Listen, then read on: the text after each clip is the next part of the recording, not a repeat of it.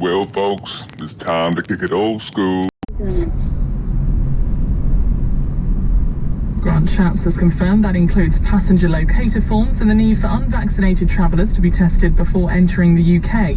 It's part of the government's Living with COVID plan. In the city, the FTSE 100 closed up 37 points at 71.93. The pound buys $1.30 and €1.18. LBC weather: clear spells tonight for many. Rain in the far north and west by dawn, a low of freezing. Dry tomorrow for much of England and Wales with plenty of sunshine. Cloudy in Scotland and Northern Ireland with rain in the far north and west. Highs of 15 degrees. From Global's newsroom for LBC, I'm Amelia Coles. Is LBC from Global, leading Britain's conversation. It's 6 p.m. Now, tonight with Andrew Marr. And the day began with the clearest warning yet of possible war with Russia. Sajid Javid speaking to Nick Ferrari earlier on. We don't ever set out in advance how exactly we would respond. Of course, we'd work together with our allies, but let's be very clear, Nick, that if a single Russian toe cap steps into NATO territory, there will be war with NATO. Yikes. Here at home, political kerfuffle over housing refugees. The London police went in mob-handed to evict squatters who'd taken over a Russian oligarch's mansion and who wanted to hand it to people fleeing war.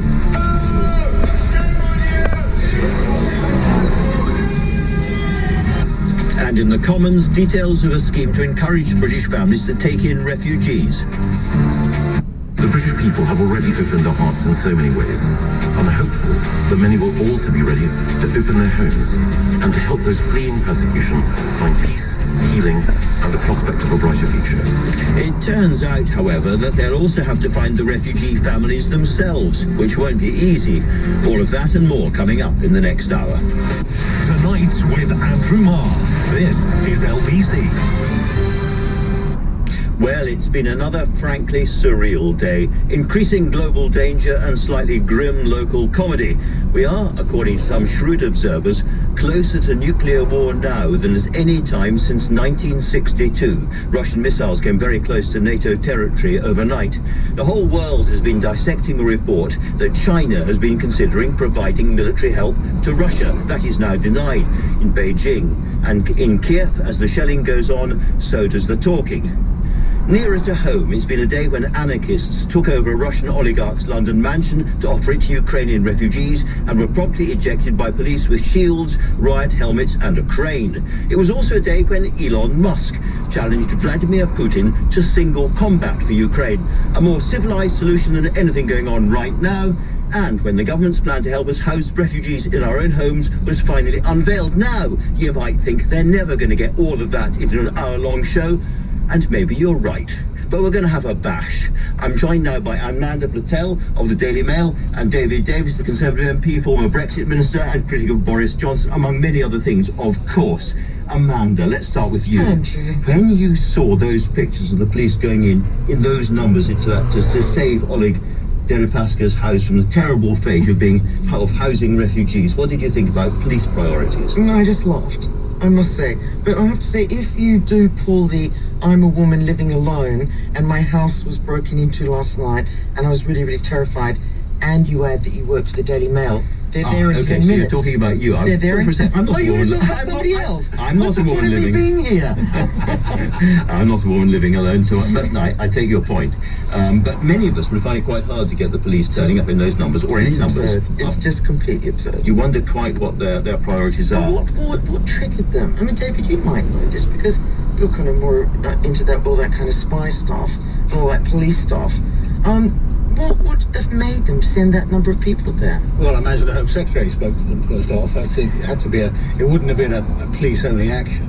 And I imagine whoever did talk to them did so because the government's terrified of being sued, actually, because that's what we get into now. Because the law is so vague, because cabinet ministers have been saying this is what should happen, we should move Ukrainian refugees into oligarchs' houses without any legal basis, then this happens. And of course it makes us look stupid. Yes. So there was legislation going through the House of Commons on all of this, and you brought in an amendment which was rejected by the government. Just explain to us what that would have done. Well, the point of the amendment was to stop anybody on the oligarchs on the long list, if you like, before they'd actually been sanctioned from moving their assets. And that was, I think, on the 1st of the month. And on the 10th of the month, Roman Abramovich was sanctioned. In between time, he moved a $700 million pound yacht to Montenegro. He had another £430 million one somewhere at sea out of our reach, and his 300 million or 290 odd million aircraft flew to Istanbul. So straight away we've lost £1 billion of assets.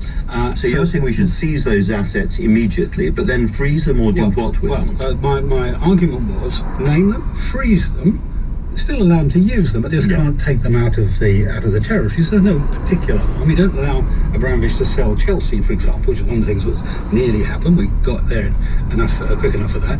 Then, once we'd identified them as guilty of being involved in a variety of things, supporting Putin, basically stealing their assets from the Russian people, those sorts of things, then we say we're going to confiscate them. Then we can sell them and actually rent 1,000 flats, not just one. That's more sensible. And at the moment the British government can't confiscate anything. No. And therefore these houses can't be used legally to house Ukrainian immigrants, which is what Michael Gove has suggested, but that would actually be illegal. No, it'd be illegal. It's because, you see, I mean, the freezing is just that. It's just freezing. It doesn't give us the right to use it. And it's an incredibly complex set of things. Once you've frozen it, you might bring an unexplained wealth order. That's hard to prove. We've only succeeded with 2 out of 9 of those. And then once you've done that, you get a civil recovery order. It's ridiculous. So we need a proper, simple law to do this, and we can do it.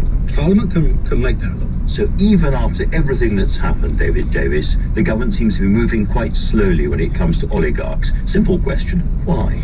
Well, I think their lawyers are being very tremulous, and the reason is that back in 2019... Why are you trying to go fast now for? The government tried to sanction an Iranian bank. They got it wrong. They didn't provide the evidence properly. They picked off one bank rather than all the banks, and the judge said, well, you haven't done your